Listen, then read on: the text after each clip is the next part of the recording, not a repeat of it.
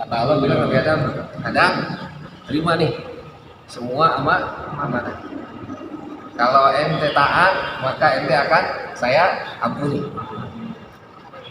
akan saya kasih pahala. Tapi kalau ente maksiat, ente nggak menjalankan amanah, maka saya akan siksa. Ya, dari ngomong itu ya, sampai sebelum masuk asar itu udah makan buah. Makan buah. Nanti nggak? Iya. Baru aja ngomongin, tapi udah lah. Ya, paham nggak? Jadi peristiwa apa? Peristiwa apa? Penawaran, penyerahan lah ya, bahkan ya.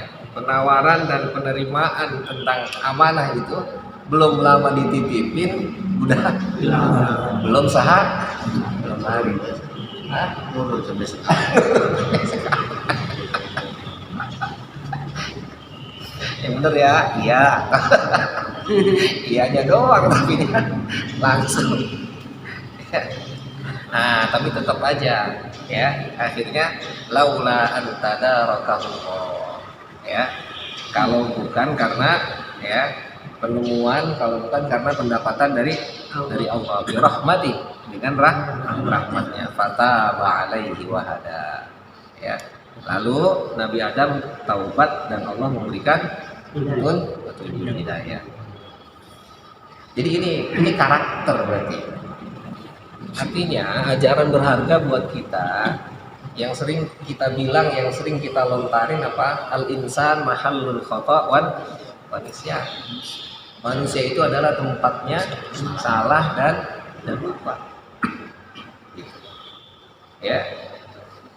Sebagus-bagusnya sistem, sehebat-hebatnya apapun, tetap jangan lupa bahwa semuanya itu yang menciptakannya adalah Allah. Itu yang harus kita ingat.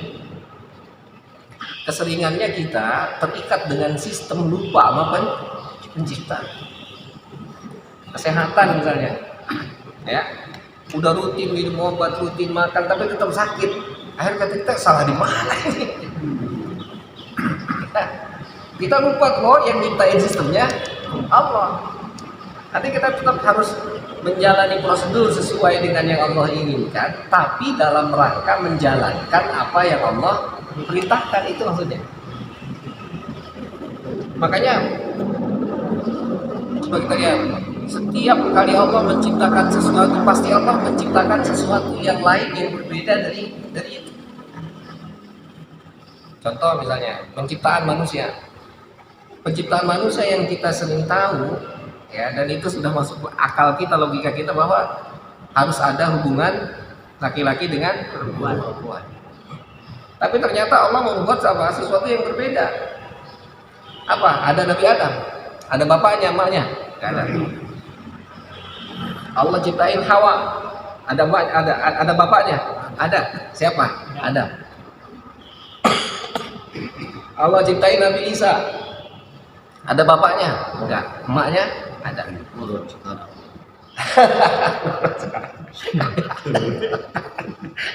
Itu pengecualian itu. Jangan akhirnya sekarang diturutin. Ya Nabi Isa kita Udah gak ada lagi. Itu doang satu-satunya.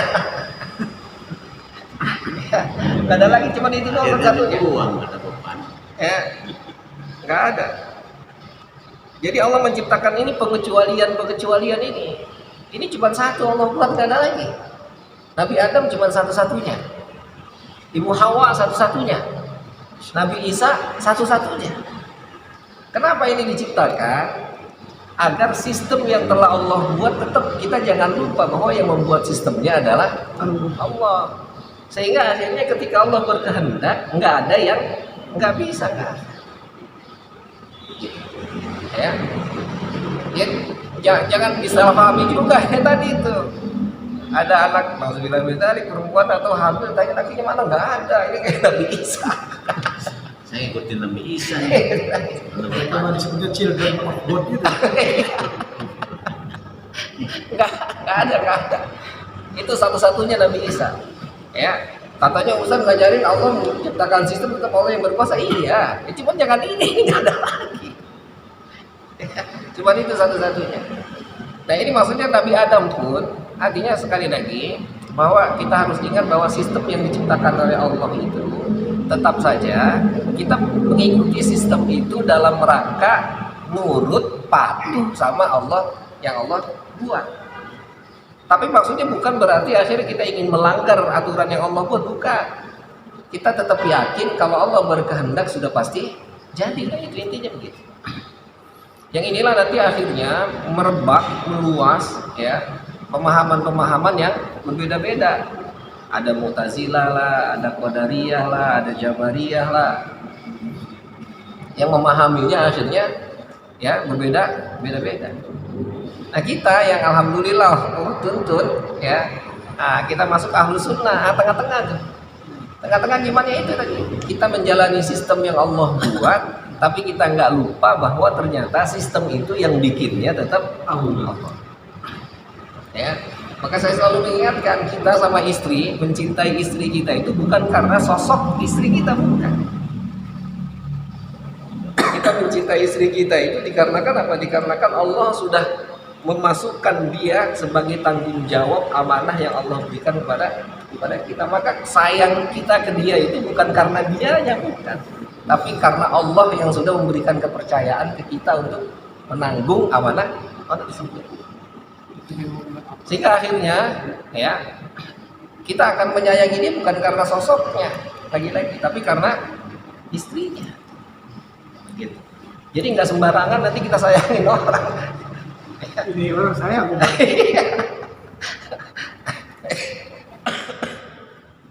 Labelnya adalah istri kita. Labelnya adalah orang yang jadi akhirnya kita sayang istri itu karena amanah yang Allah beri. Begitupun sama istri juga. Kita harus kasih paham bahwa hormatnya dia ke kita itu karena Allah sudah memberikan kepercayaan ke dia agar menghormati kita. Sehingga akhirnya kita dan dia merupakan jalan yang Allah buat untuk kita masuk ke surganya. Mungkin begitu. Ya.